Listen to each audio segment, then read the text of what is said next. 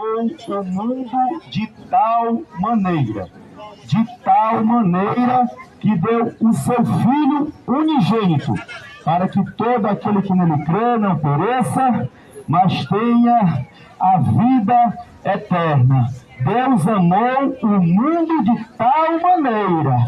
Deus amou o mundo foi de tal. O apóstolo, ele procurou realmente no tamanho para poder explicar o amor de Deus. Ele procurou na quantidade para poder explicar o amor de Deus. Ele procurou na altura, na profundidade para poder explicar o amor de Deus. Ele não soube explicar o amor de Deus. Olha, eu não consigo explicar o amor de Deus, porque o amor de Deus é inexplicável. Foi de tal.